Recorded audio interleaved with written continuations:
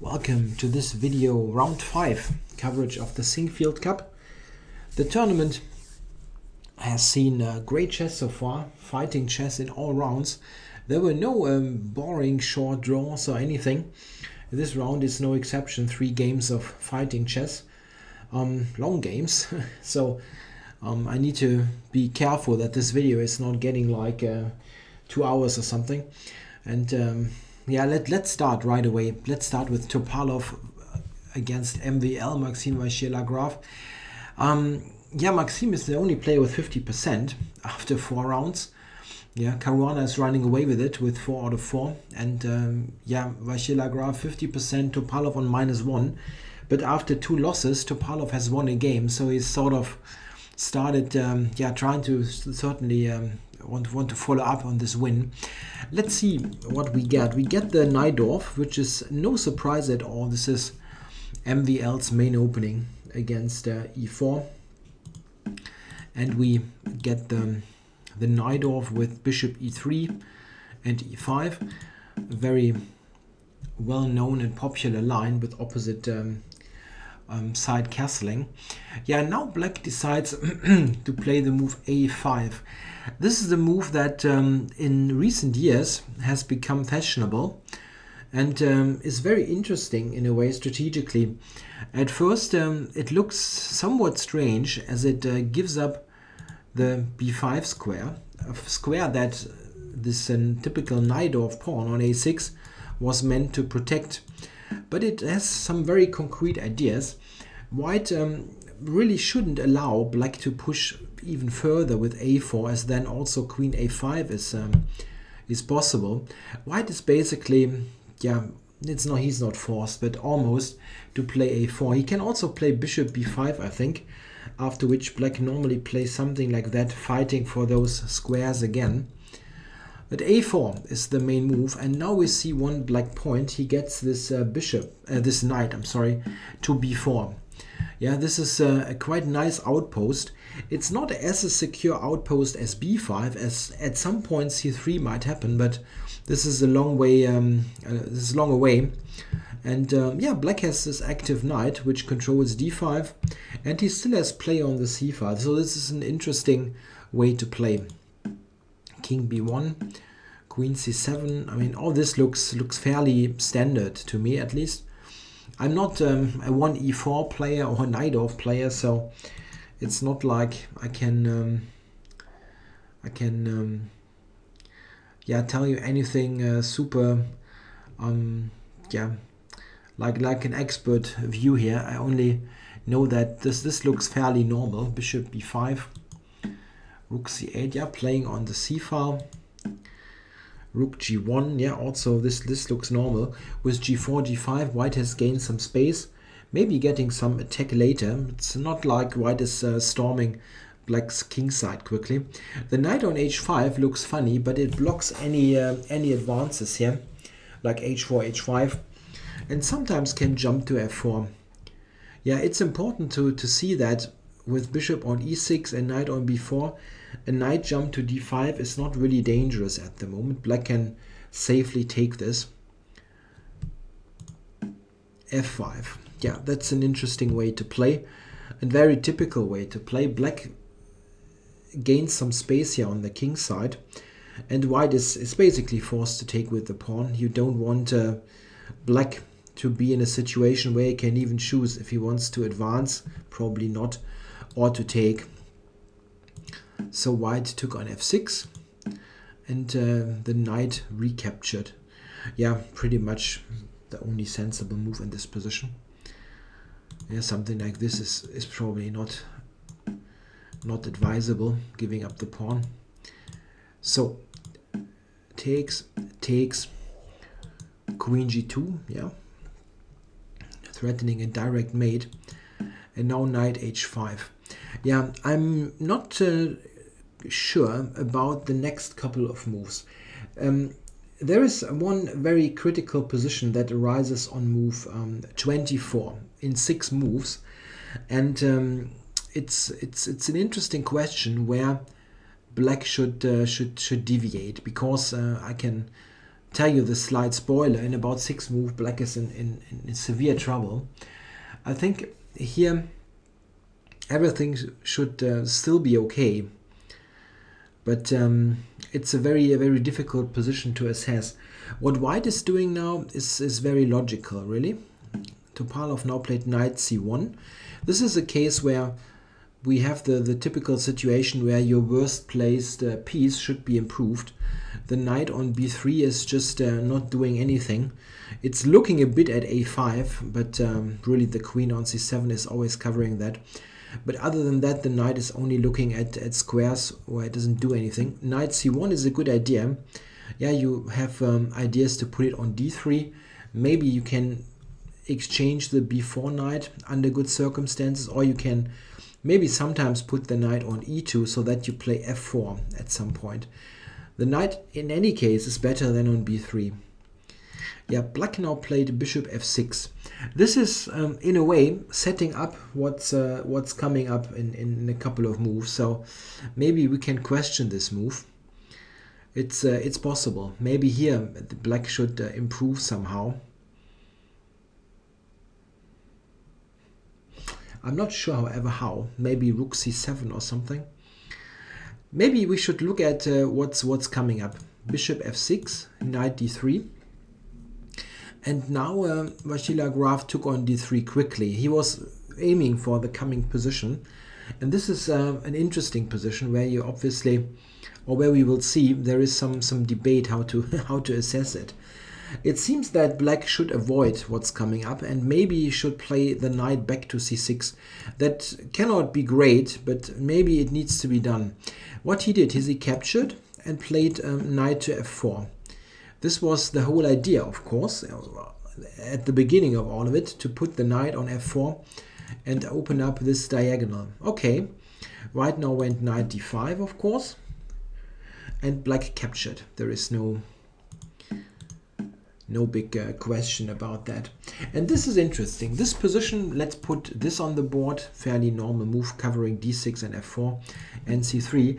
It was quite interesting that this position, when it came up, I was watching a little bit of the live broadcast, and commentary was provided by Jennifer Shahade and mostly Yasser Sarawan, who's of course world-class grandmaster. Well, not at the moment by ELO rating, but he was in the top 10 for a long while in the 80s and 90s, and he's an excellent positional player. So he really has an excellent strategic judgment. And I was very surprised when this position came up that he thought that black had a very good position, because well, my judgment was that white should be very much better. So it was the complete opposite what I thought. And well, normally he's simply right because he's the far better player. I was somewhat relieved to see that the computer agreed with me and gives white a very substantial advantage. It seems that in fact really white is indeed much better here, and black has some very substantial problems to solve. We will look at it we will look at it when we look at the course of the game. It's still not clear to me how black should avoid all this. Maybe somewhere here, but it's difficult. I really don't know what else he should. Knight f4 looks really normal, and what should he do? Yeah, maybe really we need to look earlier. Yeah, well, the comp wants to play this and gives white not much, but this definitely wasn't the idea. Therefore, it's a very difficult move to play. This is the computer suggestion. Quite surprising. Okay, but I see the idea. After this, there is this attack. Yeah, if now bishop e5.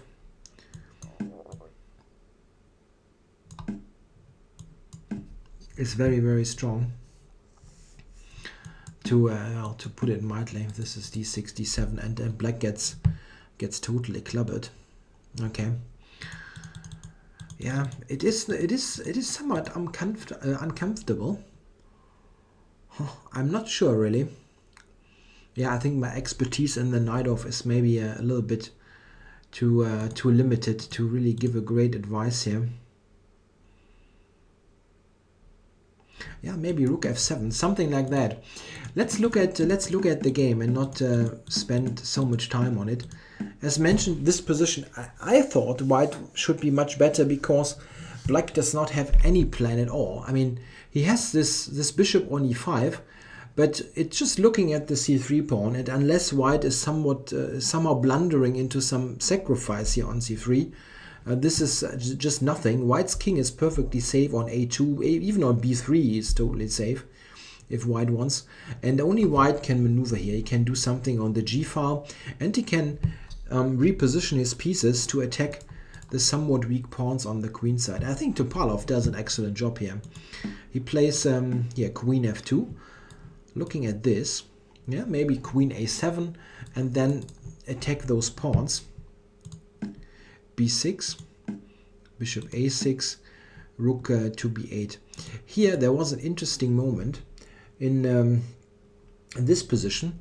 Topalov also, I mean, wait, just one move earlier. In this position, he also could have played bishop c4, which would have been a good idea. Yeah, simply threatening this big discovery. Yeah, this is of course a mate. Checkmate. Black cannot take it. He probably must do this, and then bishop b3. This was a very strong regrouping, intending later bishop b5, rook b5, and then the queen invasion. Comparable to what happened in the game. It was maybe a little bit quicker. You see, this is what he's doing in the game. Rook to b5, and then he's repositioning later the bishop. So the rook wants to be on b5, and with this bishop c4 move earlier, he could have gotten this a bit quicker. Yeah, here white is just very nicely improving his pieces slowly. Queen is coming to enter, and black is totally tied down to his weaknesses. As I mentioned on the start of this structure, black has no play whatsoever. Yeah, he managed to exchange a bit, but it does not change the general evaluation. White has invaded on the light squares, and this is also a big key problem for black. The light squares are very weak, while white does not have any weak squares really. This bishop is just a bad piece. I mean, it looks nice on e5, but it's never doing anything. Only if white somehow blunders into a piece sec on c3, this piece ever is making some sense. Otherwise, it's just sitting there, doing nothing. Yeah, and now this is very nicely played by Topalov. He gains more space, and now he also activates the king. Very typical. You can easily just move up the king here. Yeah, king to b3, activated. It's very frustrating for black to see in this position that even an opposite colored bishop's endgame, which normally gives good drawing chances, even this would be probably a loss here, as white is just just invading here and grabbing the pawn. If you imagine this position without queens and rooks, even this probably is a win, with white just entering the queen side. And this is the big problem here. White is slowly gaining space and space. Yeah, just getting in there. Queen c5 wasn't the toughest defense. He could have probably played queen to d8 to prevent rook g5. But I think in the long run, this is probably not a defensible position. Yeah, white can even consider to play something like this, maybe even move the king up. But okay, you should try to exchange queens first if possible. It's just a very passive position. Yeah, this is not helping. Now the rook is even getting involved. Yeah, rook g5, rook b8, rook f5. And in this position, with equal material, yeah, Maxime resigned the game. It seems to be an early resignation, but it's really not a position that you can defend in any case. I can give you just one sample line. If black plays queen c8, trying to exchange the queens, yeah, white is just doing that and puts this rook here. Yeah, and now white's plan is simple. He wants to put the bishop here and rook b7, picking up the pawn. Maybe it can continue like this. Let's say black defends this bishop here. bishop d5. And now white wants to go here and play rook b7. At the end he picks up the whole queen side. Black is totally paralyzed. He can play b5. Check. Something like that. King to a4 maybe. Where do you go? To a4 even. Yeah, to a4. Why not? Black cannot take. This is check. This is a mate. Check. Check.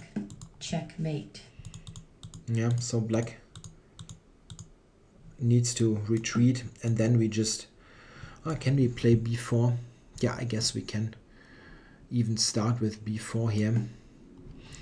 Yeah, takes, and the b pawn will win the game. Black is just totally paralyzed. The mistake must have been somewhere before this this structure was coming up, but hard for me to determine what it really was. But okay, as we saw during the commentary, this position was not easy to evaluate, as we saw that Saruman was very persistent in claiming black was perfectly okay and even preferable. It's easy to believe that also Vachier-Lagrave was wrong here and maybe thought that, okay, I shouldn't be too bad here with this bishop and so on. But it turns out to be a totally passive position. Okay, this was the first game, and a great win for Topalov, who's now back on 50%. Good, very good achievement after he lost the first 2 games. It looked like a disaster, but now with 2 wins, he's back in the tournament. Okay, the next game we're going to look at is Aronian Carlsen. Let me pull up my analysis. Yep, Aronian Carlsen. Here we go. Let's see. Yeah, this is a duel of 2 players that are on -1, right? Levon is on -1, right? Am I correct with this? What did he do in the earlier rounds? Well, Magnus definitely is on -1. He lost 1 and played some draws. Yeah, let's look at the game. Not wasting any more time. We have this somewhat weird move order. This b6 is interesting. Yeah, even knight f3 is interesting. Not very common, this move, and in the top level, with white somehow committing the knight early. Quite interesting. What would happened if Carlsen had played e6 here, his normal move, but he went b6. Yeah, he's playing the Queen's Indian anyway, and this way, this adds an interesting twist to things.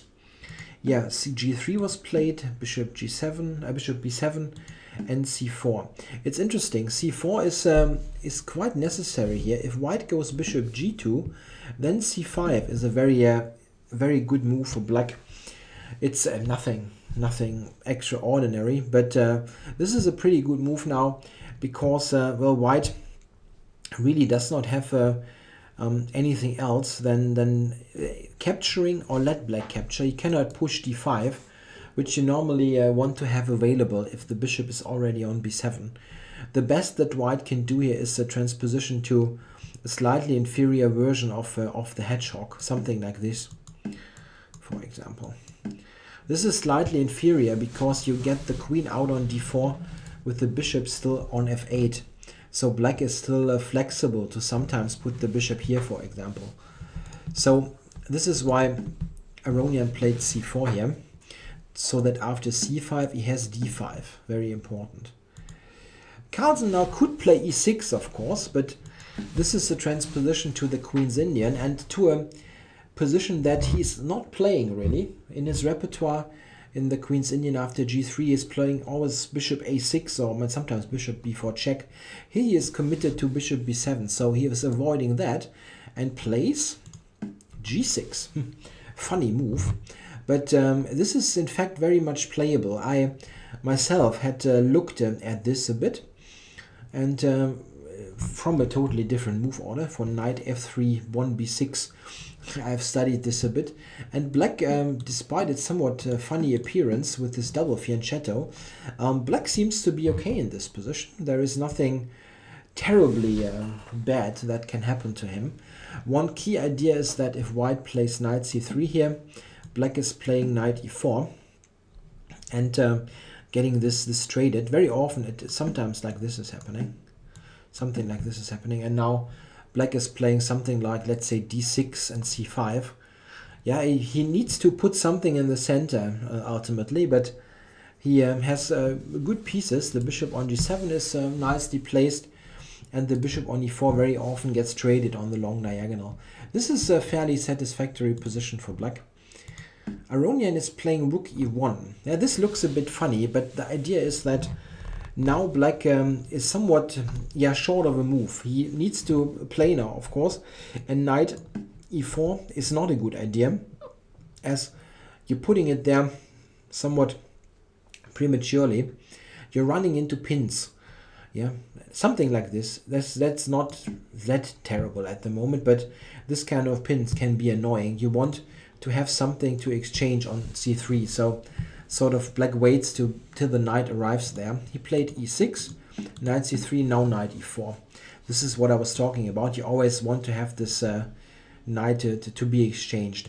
Okay, this happened, and bishop g5. Yeah, queen e8. Yeah, not much choice. I mean, yeah, f6 is very ugly. Queen d2, d6. Yeah, and here, around here, I think we can conclude that maybe white is slightly more comfortable due to his space. Black is, however, very flexible. There's nothing terrible going to happen to him. This kind of structure can arise in the Queen's Indian. Here, the bishop is even a bit better on g7 than usually. So white trades here on g7, and now goes now continues with the typical maneuver. Bishop to h3, knight f6, yeah, controlling the important light squares in the center. And now white plays knight h4. I think ultimately this is not leading too much. In the broadcast, Yasser suggested queen c3, which I also like in a way. I mean, this is intense, knight d2 and e4. The main point of white playing bishop h3 is to make sure that this bishop is not traded on the long diagonal. He wants to move the knight away. Maybe, let's say, this is what happened. Let's say something like this. Now black, probably c5. But if black is doing nothing, let's say, then knight d2, bishop b7, e4. This is what white wants to achieve. He wants to occupy the center, and without trading those bishops, to keep more pieces on the board and leave black a little bit cramped. Aronian tried something similar. He played knight h4, the idea being to play f3 and e4. However, it turned out that this is not leading to that much. However, black of course must be cautious. In this position we have a typical situation, bishop b7, f3, and here black is only really having one good move. This is probably apparent to a stronger player, but maybe not so much for a less experienced player. Black here absolutely must play c5. Everything else will not be sufficient. The point is, if he plays, let's say, some less forcing move, yeah, let's say rook c8 for example, then white will go e4, and the problem now is, if you go c5, white has d5, which leads to a very substantial pawn advantage in the center and space advantage in the center. The bishop on b7 now is simply not a good piece. With this c5, black makes sure that after e4, he's got the opportunity to capture here. And this is what happened in the game. Rook d8. Now we have a structure that is fairly typical of the English opening, and most often arising from the hedgehog, the six rank setup. Here black has achieved something. He's exchanged dark squared bishops, which means that the dark squares are a little bit weakened in white's camp, and we see this pretty quickly, that black is getting on those dark squares. I think black has equalized here. There isn't really any doubt that he should be okay. Yeah, a5, keeping the queen posted on c5. b4 shouldn't happen. So a5, rook d1, h5, little space gainer here. Also making sure that there's never something going to g4. Rook d3, doubling on the d file, and b5. Yeah, and here we come to a very weird situation where I absolutely didn't understand what was going on. It happens quite often when I watch those games.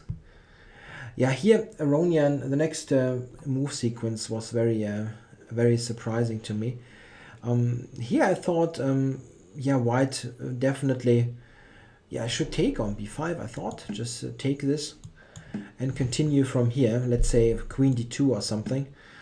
Black definitely has no problems, but I thought it should still be, yeah, okay for white, around equal. What he played is he played b3, and after this he captured with the b pawn. I mean, theoretically speaking, you could think about this, but this is just a worse version of the structure that we had before. Yeah, maybe you can even question if this is happening. You know, d5.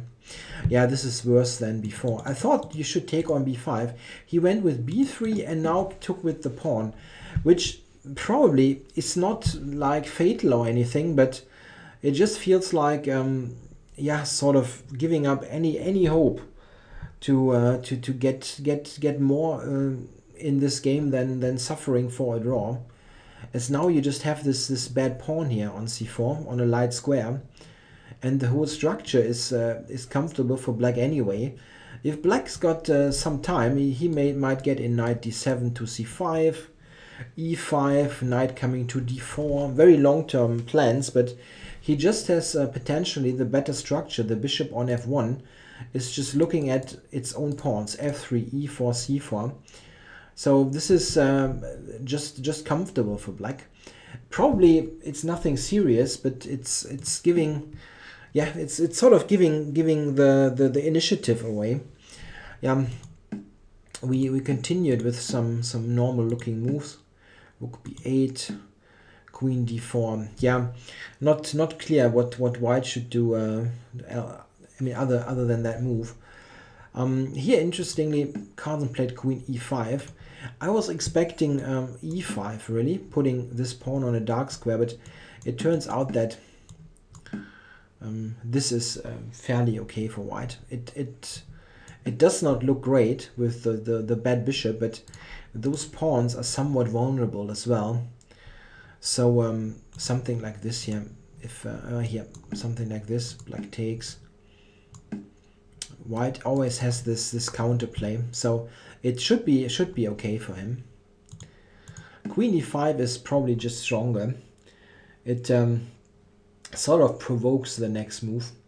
Yeah, white definitely shouldn't take. This is quite clear. Yeah, at first you think, okay, well, this is a double pawn. This does not make much sense for black, but it does, in fact. Those pawns control very important squares. And black here will get the knight to c5, and very long term will play f5, and this will undouble the pawns, while the c4 pawn is not going anywhere. Just very comfortable for black. A very well-known structure, by the way. This double pawn on the e-file that covers the important squares here on d5 and d4. So I think queen takes e5 wasn't even considered by Aronian much. He went with f4. Yeah, this is a move that is a bit impatient, but I understand that you really want to do something. Maybe it was better to just sit and wait with, I don't know, rook b3 or rook d2 or something. After f4, it seems that black is getting something tangible. Nothing decisive, but he's getting somewhere. Here he had a choice. Carlsen went for rook c7. Interesting move. I was thinking more of e5, but it's hard to evaluate. e5, however, also looks quite good if we look at this. Something like this: rook d6, rook d6, rook d6. Black takes here. Also looks quite nice. I mean, something like this is certainly better for black. How much better? is not easy to say. Black has got better piece coordination and will enter here. Not a bad line. White of course also can take after this, for example, F E D E. We have this coming, and this also looks quite good for black, who has the better structure. Yeah, knight d7 is the next move, something like this. Yeah, note that c5, rook c8 just basically drops the pawn. Yeah, it was already a convenient choice. Carlsen went with rook c7, which was also interesting. Yeah, now rook takes d6. I mean, this is what Aronian played, but rook takes d6, bishop e4 is also leading to a favorable structure. With the c pawn, it's a pass pawn, but also a weak pawn. This is just a very one-sided position. The knight might come to c5 via e4, and black has chances to infiltrate. Yeah, he went with this move, and now knight e8, covering d6 and trying to regroup. Yeah, white is just giving up this pawn. He sort of couldn't stand to protect it any longer. Yeah, it's not clear to me if you really needed to do that. White maybe also was okay with just shuffling. It is a bit more comfortable for black in any case because of this weakness. I know that white looks to have a space advantage and everything, but he does not really have any plan here available. Plus black's got the b file, the open file. But okay, this is probably not a mistake or anything. Here, after c4, we around here we come to an interesting situation. White is playing e5 now, and if we look at this, it really feels like white has gotten some sort of compensation for the pawn. I mean, yeah, he's activated his bishop. This knight is not great, and he has all of his pieces are active. Yeah, this is an interesting rule in a way, that if you feel like you are worse and need to defend, as long as all your pieces are still working and have some purpose, it's very often the case that you're not lost or in super serious trouble. And here white pieces are all working and do something, so it probably shouldn't be a lost position or anything. I think white has very decent chances to defend here probably, but I had a hard time to really figure out where the how the game now unfolded, where possible mistakes are. It's very difficult to judge.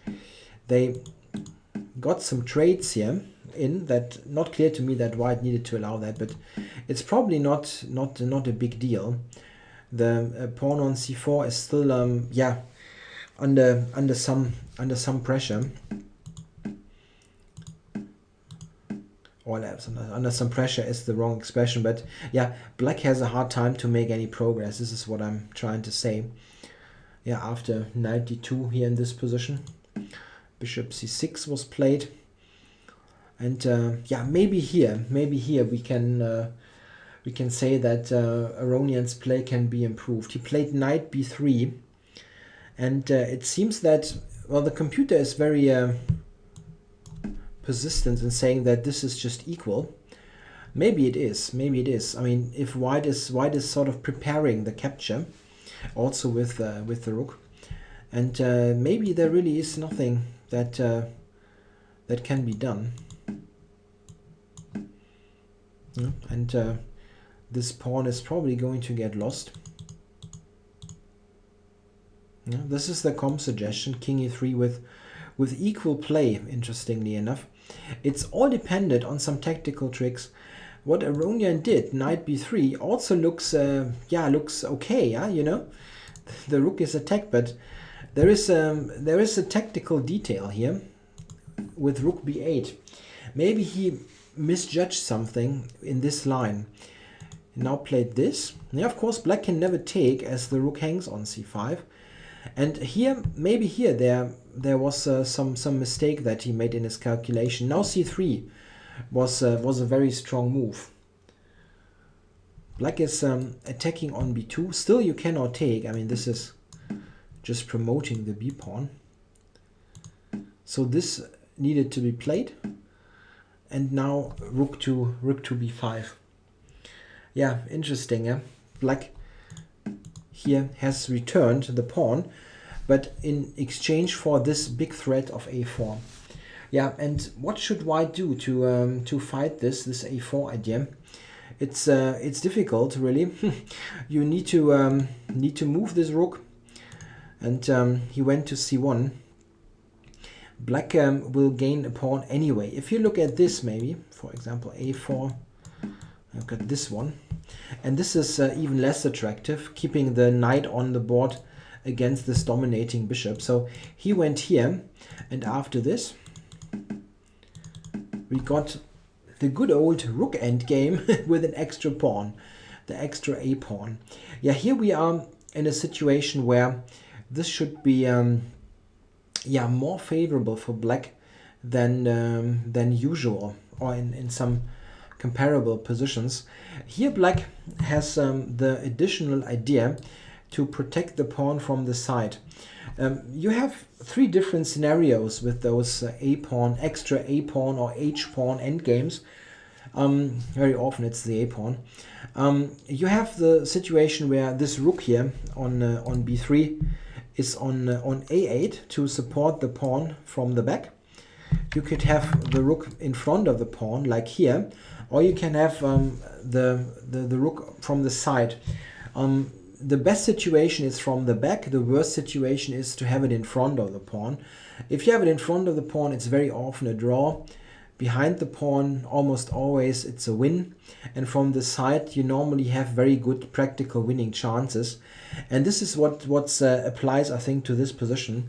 Black has excellent practical winning chances, but if it is really a win, it's difficult to determine, especially with limited time. And here I'm talking about limited time in analysis, not in the game. In a practical game, it's very difficult to defend. I couldn't really work out if yeah, how big black's advantage is. I can point out some things, but it's not really yeah, a great or comprehensive analysis. White is playing, I think, the normal moves, putting the king here to h3. You don't want to be in a situation where your king is totally back on the first rank. And Carlsen plays with g5, which is an interesting approach. He wants to break up this structure on the king side and creating further weaknesses. I think this is a move that is fairly typical here. White needs to capture. Rook b4. As mentioned, he's protecting the pawn from the side. It's not attacked at the moment, but white is, of course, inclined to keep an eye on this pawn. Yeah, and here, yeah, Carlsen played this move. Here we come to the first interesting situation where I don't quite understand white's move, but I'm really not totally sure about all this. Aronian played this, yeah, getting to this position, where I understand his rationale. Now white's rook is very active and able to keep black's king on the back rank.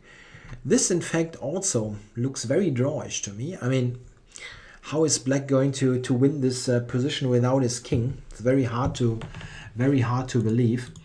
However, he also had an alternative to the game continuation. I thought that also king g2 came into consideration, just allowing black to take on g5. I mean, this position. This position. I thought that this should be a fairly easy draw, but maybe I'm too optimistic here. I mean, normally all positions with an extra pawn on one side where both kings are simply a draw. But maybe here with the e-pawn, black has some practical chances. I'm not sure. I mean, this will very likely be a long and not very fun game, but for white.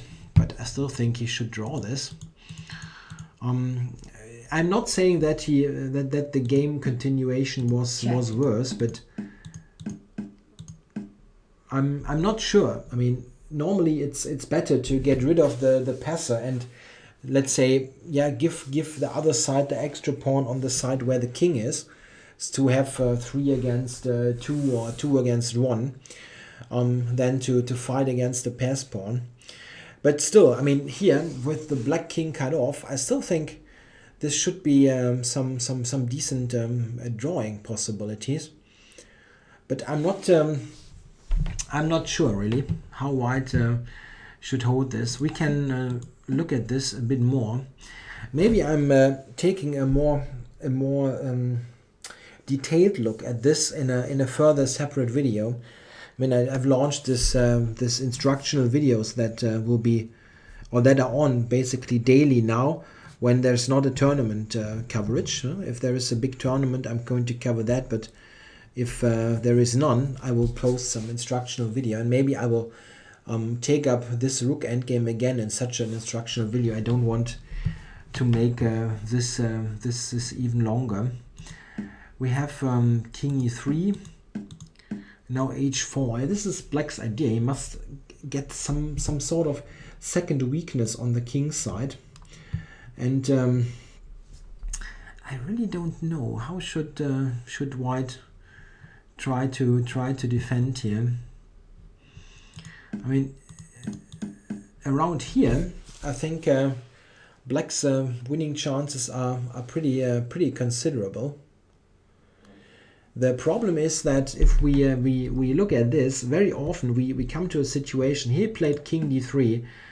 Very often we will come to a situation, if something like this is maybe played, it looks a bit tougher, then we have this, we come to this, where black is going to get his king involved and maybe pick up the e-pawn.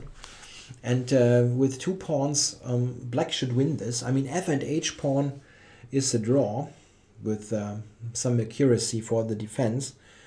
But yeah, a central pawn here, e pawn, e and g pawn should be a win. So and white cannot keep his pawn here. It's not possible. You will lose the e5 pawn. So this is a win for black. Yeah, maybe this is in fact the problem, that white cannot avoid this scenario. No, I'm not totally sure though. In the game it was fairly easy. He went here, a3, white cannot take because of this well-known idea. And here he even kept both pawns. And he went for this king activation, but black is just pushing his pawns and win. Here Aronian resigned. So we have the first win for the world champion here, in pretty typical style from this sort of not very much position. He sort of ground out this end game. I would have liked to give a clearer judgment if white could have defended better. I mean, I know that I definitely would have gone for this king g2 thing, to give up those pawns for the a pawn, but yeah, maybe he considered his practical problems there to be bigger. But I mean, I'm still curious. I'm still curious. Is this shouldn't white be able to draw this somehow? Yeah, I need to look at this a little bit deeper and maybe look at it in a different video. This is going to be too long anyway, so maybe I'll pick this up in a separate coverage. Let's look at the final game of this round, and this is of course Nakamura Caruana, the top US player. Nakamura not having a great tournament. He lost one game against Topalov, a very unclear game, and now he's playing Caruana, who's he's having the best tournament of his life basically, with 4 out of 4, sensational result. So let's see. We have a Slav, and now Nakamura comes up with knight bd2. And that's a funny little line, knight bd2. I recently, some weeks ago, produced some more episodes of a video series that I'm doing for the Internet Chess Club, the ICC. I'm doing this in German language and presenting an opening repertoire for the black player based on the Slav defense. And I discovered that this move really was coming into fashion, and I was surprised because it frankly speaking, it looks very inoffensive in a way. Yeah, the knight is not particularly well placed. I think the main motivation for this line is that yeah, the other lines don't give white much also, so he's trying new things. Well, bishop f5, knight h4, bishop e4. This was also my recommendation in the video series. Yeah, black is developing his bishop from c8, and yeah, here we have a situation where he's sort of offering white to take it, but if we look at this, this is not leading to anything. Black even has a choice. You can take with the knight or you can take with the pawn. Knight takes has this nice idea also to play e5 now in this position, getting in bishop b4. The capture on e4 is really not leading to anything. Additionally, there's also the pawn capture where you sometimes have a very much offside knight here. Okay, white is playing f3, black went back, and now e3. Yeah, very often white also flicks in queen b3, but he didn't do this here. e3, e6, and now white went g3. This looks a bit strange maybe at first, but it's very often played in the structure. This position would be very common, in fact, with the knight being on c3. Yeah, this is coming up from this variation. Yeah, note this is the same position, but the knight is on c3. In the game, it is on d2. And this is, of course, a very substantial difference. The knight is much worse on d2 in comparison. So it's not quite clear to me what white is hoping for in this position. It should be very okay for black. Yeah, bishop e7 played, a3. Yeah, maybe having a look at the b4 square and preparing b4 at the right moment. Knight d7. Yeah, black is not castling yet. Wants to wait until the situation here on the king side is clarified. White now captures on d5, and black took with the c-pawn. E takes is also possible, but he probably didn't want to face the idea of a white central expansion with e4, which is not possible now, but in the long run this would be white's plan. But c takes is just very solid. Yeah, now Nakamura decided to take and play bishop to d3. Here also f4 was possible. Yeah, trying to prevent this e5 move. Yeah, it's however also weakening the e4 square. It was just a very principled yeah, or let's say this was a parting of the ways. After bishop d3, now black played e5. Yeah, he opened the center against white's bishops, but yeah, white's piece coordination is not very good at all. Note that this is a huge difference that the knight is on d2 compared to c3. With the knight on c3, e5 would be a very questionable move, as white then is much quicker in coordinating his pieces. In the game, we got this. And now an interesting situation arises. Here Caruana could have played quite enterprisingly with bishop d6. This was pointed out also in the broadcast.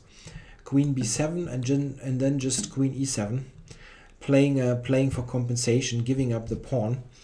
It's probably true that black has very decent compensation for this, as white has all those clumsy pieces and a somewhat weak structure.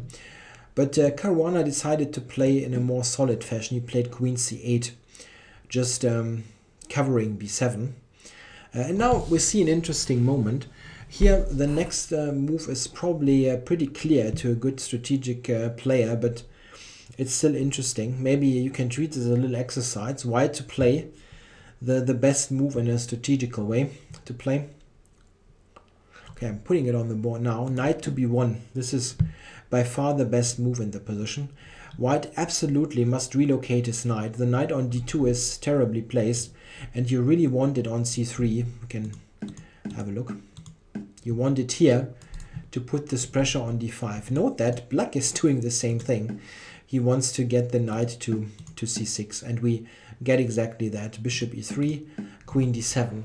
This is a situation that, or this position, is pretty much arising very logically from this queen c8 move. And yeah, how to evaluate this? At first glance, you think that, okay, shouldn't white be comfortable here? It's a symmetrical position, of course, but white still has the bishop pair, and he does not have any big, let's say, drawback in his position. He has no bad piece or anything. Yeah, I was thinking that white should be maybe very much slightly better, but it's not so easy to suggest a setup or plan. An idea that I was having here is to somehow improve this d3 bishop. If we look at the position, the d3 bishop here is not attacking anything, it's just sitting there. And I was thinking maybe it's an idea to do something like this, maybe rook here, queen back, and then bishop b1 to a2. And maybe this is an idea, bishop to a2, pressurizing d5, and maybe if all this is set and you are very well coordinated, you can even think of pushing on the king side slowly to try to get to the d5 pawn. Maybe this is an idea. We see that Nakamura is playing a different setup. It's playing it like that.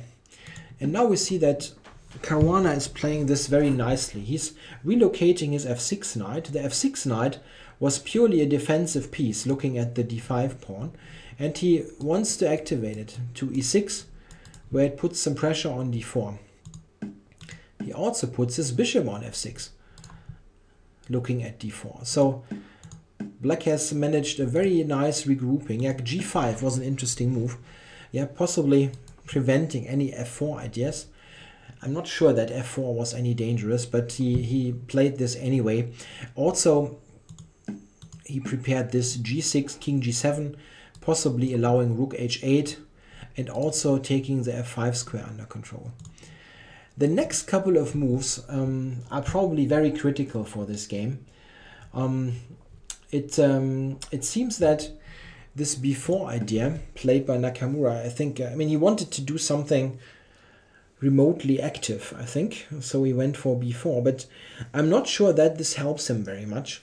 He is pushing those pawns, we see, yeah, b4, b5, but I thought that mostly it leaves behind some weaknesses.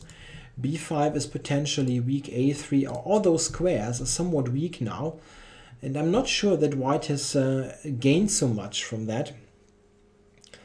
So yeah, tough, very tough decision if this was any good. He now played bishop e3, and an interesting suggestion here by the compass, by the way, g4, looking at the f5 square so that this knight is not coming there. But okay, bishop e3 was played, knight e6. Yeah, this is where we want to be, attacking this weakness. Bishop h3, and now knight to f5. So this is basically the big goal that black had, setting up the pieces in that way. Oops, all looking here. And very nice strategical display by Caruana. However, how good is this position for black? Yeah, Nakamura now captured on f5. There's probably not much choice. d4 is under too much pressure. He captured. And now the next move. The next move is very, very critical. And I was very surprised that he played that. Very surprised. Because it basically, in a strategic sense, it's more or less giving up the game, to be honest. He now played f4, and I really thought, wow, really? Isn't this like, after g4, isn't this like almost lost for white, long term? Yeah, to be honest, I believe white is almost lost here, strategically speaking. He has, of course, no, this is a bit much. He's much worse, and it is a very one-sided affair. Yeah, we see how the game unfolds, but here, alternatively, there is this move, which seems to be still okay for white. Yeah, what this move does is it prevents any f4 idea, as it is covered. And if black now captures on b5, we have queen c2, and this is not a move that or pawn that black can defend. This still seems to be okay. Yeah, if white gets this pawn, he definitely will have enough play, and black cannot defend it. I mean, this move is not really good. It's I mean, it's probably not the most intuitive way to play, but simply f4. Before I play f4, I rather do anything else. He played this relatively quickly. I don't know. Maybe he had some idea after g4 that was simply not working out, because I think, of course, Nakamura is a much better player than I am, and it should be very clear to him that this is almost strategically busted for white. He needs to have some sort of concrete idea why this would be playable. If there is no concrete idea, white is just getting to be ground down slowly. There are simply too many weaknesses. We see what happens. Queen d3, rook c8, yeah, intending rook c4, a big light squared weakness. Rook c1, rook c4, here we come. And now black has lots of ideas how to regroup. He went knight e2 now, white did. But yeah, we can look at some stuff like this. This was not convincing, as white can capture. Knight c7 is better, and now he went knight c3 and rook c8. This is better, keeping the pressure on, than to take on b5. Yeah, something like this is not necessary. Black is not in bad shape here, but it's better to keep the maximum pressure on. Yeah, here Nakamura played h3 to sort of stir up some trouble on the king side. And yeah, but let's just say he's playing a passive move. Yeah, b5 to defend a4. If we look at this type of position, black then has a fantastic game. Let's say like this, knight e8. You want to go here or here. Knight e8. Let's say that's something like this. White is totally paralyzed. And then at the end there's also bishop d8 a5 or d8 b6. So white will fall apart. Give this to a comp. It's -2. White will probably lose some material due to this fantastic black activity. Yeah, you're always playing with this tall pawn on e3. All pawns are on dark squares. Yeah, well, Nakamura tried to break out here with h3, but black can simply take this. And now also take b5. He just won this weak pawn. It was all a bit of a result of this b4 b5 expansion that didn't really lead to much, and this combined with f4 was probably really a bit too much to survive. Here black just has this extra pawn, this good rook on c4, pressure here. Yeah, white is just lost in this position. It continued for a while, and in fact there were some interesting moments still. Rook takes c1, quite nice. Yeah, giving up the queen. However, in this position, there also was an additional idea. Caruana also could have played queen e4 check here. very funny move. That was even more convincing. The point is that after this, yeah, d takes or f takes. The rook takes c4 is not possible due to this, and the pawn is promoting. Quite a funny line. This means that yeah, after this white, funny enough, has to take here, and after rook takes, we have a completely winning bishop endgame. So this was quite nice. Queen e4, wrapping things up, but taking on c1 is also winning. Rook e6, fe, and now g4. Yeah, white has to do something drastic. He cannot just sit and wait. Yeah, and here we come to a funny moment. Here Caruana could have won the game instantly. It probably would have forced instant resignation. And it's only he also must do that. He by not doing it, he gives white some counter chances. The great move here is bishop to h4. It's a very funny move somehow. It's just puts it on a protected square, but it's just strong. If white decides to take, there is this rook move coming, and the queen only has something here on the second rank, after which it's lost. Very nice. So after this, black is winning due to this threat rook c2. Or rook c3, rook c2. It's really a nice move. Yeah, he took on g4, however. And now after queen e2, white has some counterplay. It shouldn't be enough, but he has some counterplay. Now aiming at queen to h7. Check. We get to this. Check. Yeah, here it seems that Caruana is making a mistake. The probably only real mistake he made in the game. He played king to e8. This is, however, all very difficult from a tactical point of view. Note that he didn't have so much time here. This is all difficult to calculate against the queen. King f8 was stronger, it seems. After king e8, what he played, and also should be winning in the long run. After king e8, now Nakamura had a chance to maybe draw the game. It was very difficult, however. He played f5, which at the end turned out to be losing. But king f1, it seems, is a very strong move. It looks a bit strange, yeah, this kind of waiting move, but it sets up a later f5, and it simply goes out of these ideas. It's a little bit like a prophylactic move, and it seems that while black now can try to improve his position, he really does not manage to do so decisively. Yeah, something like this, for example. There's queen g6, king here, and f5. And this is very serious.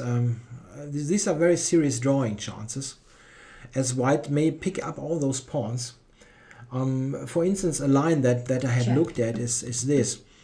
And here I think white really is drawing. Very very difficult for black to get anywhere here. Yeah, something like this. White activates his bishop. Yeah, rook c4. We also have this idea. Yeah, white has very substantial drawing chances after king f1. It's not so easy to be 100% sure here. If you invest maybe lots of more time, but this was a definite chance. After f5, he really is lost. I mean, after that, bishop d4 was ultimately winning.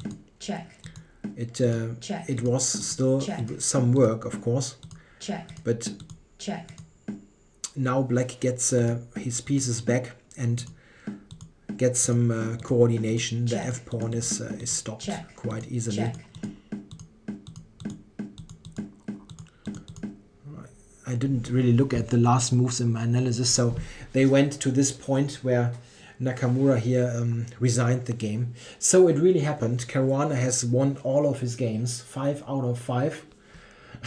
This is really, yeah, maybe one of the most astonishing performances that there ever were in chess history. I know that Carlsen played a tournament in Nanjing once, 2009 or 2010. I'm not sure. 2009 maybe, where he 10. I'm not sure, where he scored like 5 out of 5 with white, and had 4 out of 5 in the second turn of this event. And there was also Topalov. He went 6 out of 7, I think, in the World Championship 2005 in St. Louis.